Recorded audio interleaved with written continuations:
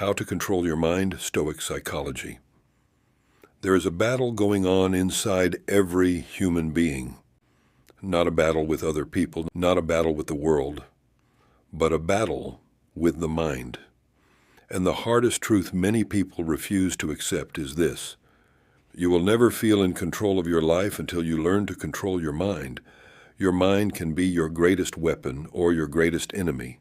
It can guide you with clarity or overwhelm you with fear. It can strengthen you or sabotage you without warning. Most people have no real control over their thoughts.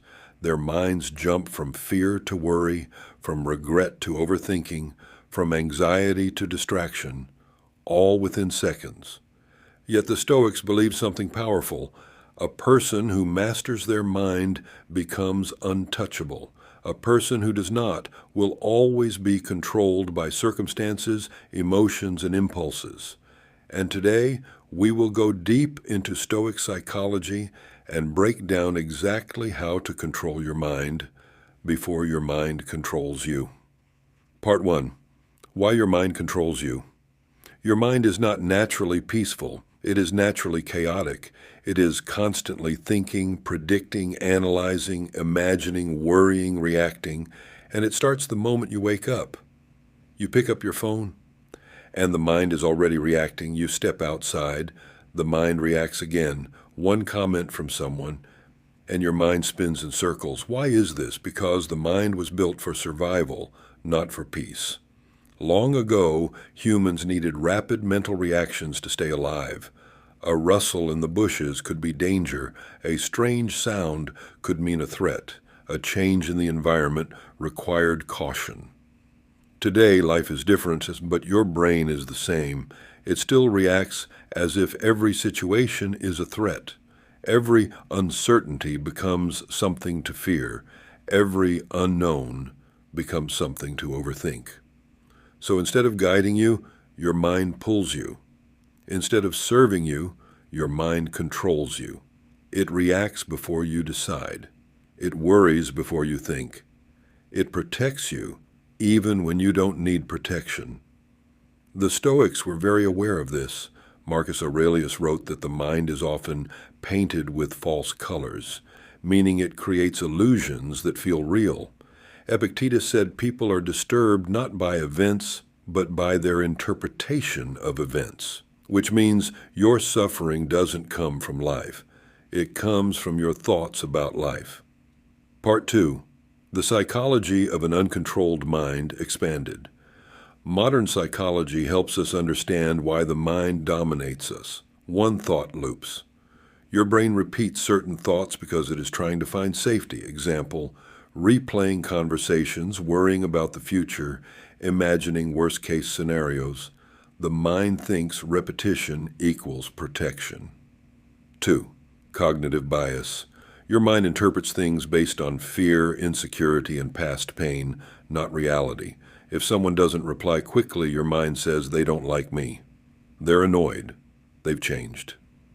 But this is the mind reacting to us, not truth. 3. Emotional conditioning.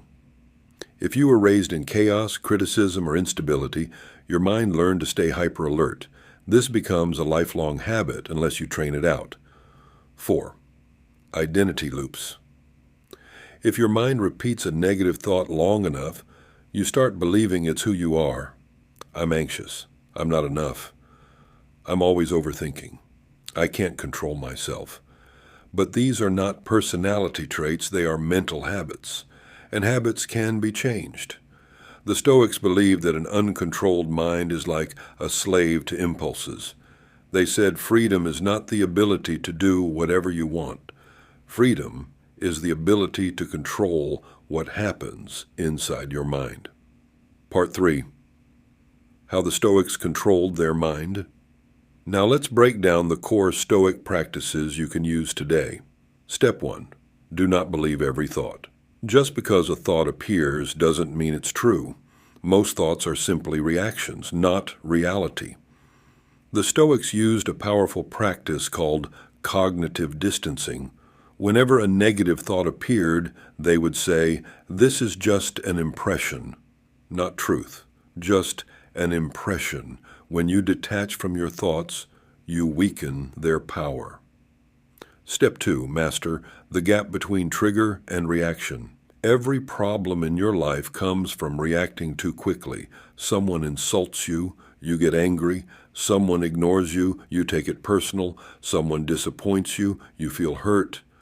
But between the event and your reaction, there is a gap, a moment, a space. The Stoics trained themselves to pause in that gap. This pause is where you regain your power. This pause is where mental control begins. Step 3. Control only what you can control. Your mind becomes calmer when you stop fighting battles you cannot win. You cannot control other people, the past, the future, opinions, reactions, outcomes, external chaos. You can control your attitude, your discipline, your decisions, your habits, your effort, your meaning, making, your response. When you shift your focus from the uncontrollable to the controllable, your mind becomes lighter, quieter, more grounded. Step 4, direct your mind intentionally. The mind hates a vacuum. If you don't give it direction, it creates its own, usually negative. This is why people overthink at night. There is no direction, so the mind fills the silence with fear and uncertainty. The Stoics directed their mind using practices like journaling, meditation, reflective silence, breathing, intentional focus, purposeful thinking. They didn't wait for peace. They created it. Step 5, reframe thoughts. Like a Stoic warrior, reframing is one of the strongest forms of mental control. You take a painful thought and rewrite the meaning. Instead of, "This is too hard," say, "This is strengthening me." Instead of, "Why me?" say, "This is training." Instead of, "I can't handle this," say, "I will handle what I can and endure the rest." You control your mind by controlling the meaning you give things.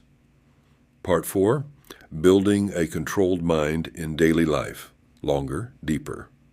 Here are daily habits the Stoics used, expanded for modern psychology.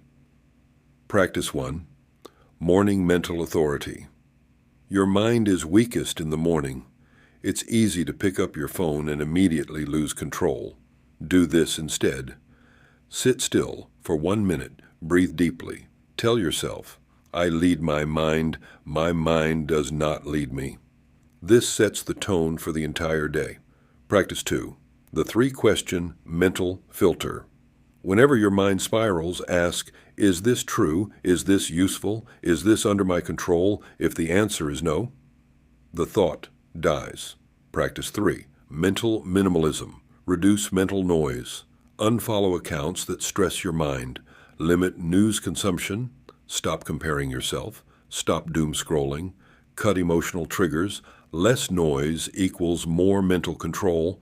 Practice 4, the Stoic evening review. Reflection is mental discipline. Ask yourself at night, where did my mind control me today? Where did I control my mind? What can I improve tomorrow? This rewires your brain long term. Practice 5, practice discomfort. Your mind becomes disciplined through discomfort. Cold showers.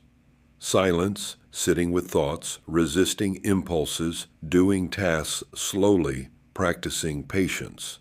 The Stoics believe discipline strengthens the mind more than motivation. Practice 6, train your focus. Like a muscle, pick one task. Do it slowly, with full attention, no phone, no switching, no rushing. Focused attention is mental control. Practice 7, become comfortable with silence. Silence is where mental clarity is born. Most people avoid silence because silence exposes the truth about their mind. But the Stoics embrace silence because silence builds strength. Sit for 5 minutes daily, no music, no distraction, just awareness. In silence, the mind becomes clear. Closing, expanded. To control your mind is to control your life. When your mind becomes disciplined, you stop reacting, you stop overthinking, you stop fearing, you stop doubting. You stop losing emotional control. A controlled mind is calm. A controlled mind is strong. A controlled mind is focused. A controlled mind is unshakable. This is the mind the Stoics trained for. This is the mind you can build. Not by force, not by suppression, but by understanding, discipline, and awareness. Remember this truth. The mind is a servant, not a master. But if you never train it, it will rule you forever, control your mind, and your life begins to transform.